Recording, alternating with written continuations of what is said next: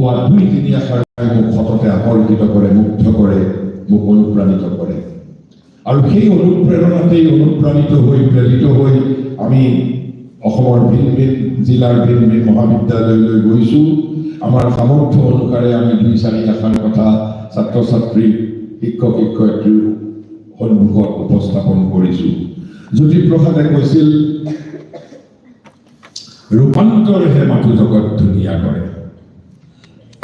আমি প্ৰত্যেকে আমি জগতখন ধুনীয়া কৰিব বিচাৰিছোঁ, ৰূপান্তৰ।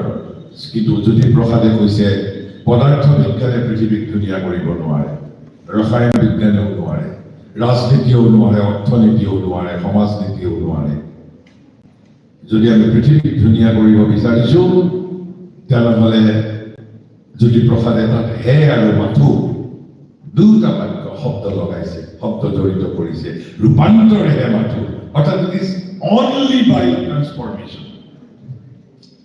আৰু তাৰ পিছৰ যিকাৰী বাক্য তেখেতৰ, আৰু এই কথা ক'ত লিখিছিল, তেওঁ শিল্পীৰ পৃথিৱীত লিখিছিল। যদি আমি জ্যোতিপ্ৰসাদৰ আন কোনো কথাৰ প্ৰতি আমি মনোযোগ নিদিওঁ, তথাপিতো আমি জ্যোতিপ্ৰসাদক বিশ্লেষণ কৰিব পাৰিম।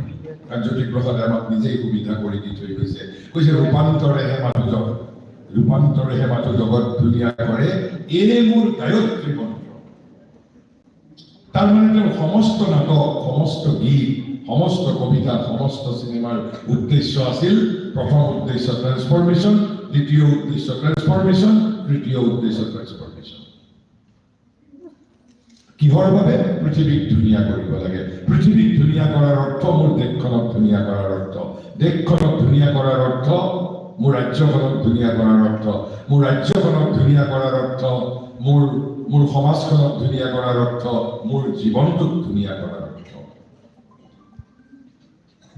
আৰু দৰাচলতে সমগ্ৰ জগতৰো উদ্দেশ্য ট্ৰান্সফৰ্মেশ্যন, ৰূপান্তৰ। আৰু একাৰী বাক্য জ্যোতিপ্ৰসাদে কৈছিল, তোৰে মোৰে আলোকৰে যাত্ৰা, আমি পালো জীৱনৰ অৰ্থ অভিনৱ। আমি পালো জীৱনৰ অৰ্থ অভিনৱ। পালো জানো জীৱনৰ অৰ্থ অভিনৱ? জ্যোতিপ্ৰসাদে চিঞৰিছিল, তোৰে মোৰে আলোকৰে যাত্ৰা, তোৰে মোৰে আলোকৰে যাত্ৰা। কি তাৰ অৰ্থ? আমাৰ সমষ্টি জীৱনক তেওঁ এটা জ্ঞানৰ অভিযাত্ৰালৈ ৰূপান্তৰিত কৰিব বিচাৰিছিল, যে এটা জ্ঞানৰ দ্বাৰা অনুপ্ৰাণিত সমাজ হওক, জ্ঞানৰ দ্বাৰা অনুপ্ৰাণিত সমাজ। তোৰে মোৰে আলোকৰে যাত্ৰা অৰ্থাৎ আমাৰ সমষ্টি জীৱন, ইন আৱাৰ কালেক্টিভ লাইফ, আমি এটা অভিযাত্ৰা হওক, সমাজ এটা জ্ঞানৰ অভিযাত্ৰা হওক। আৰু যিদিনা সমাজ জ্ঞানৰ অভিযাত্ৰা হ'ব, তোৰে মোৰে আলোকৰে যাত্ৰা, তেতিয়া আমি কি পাম?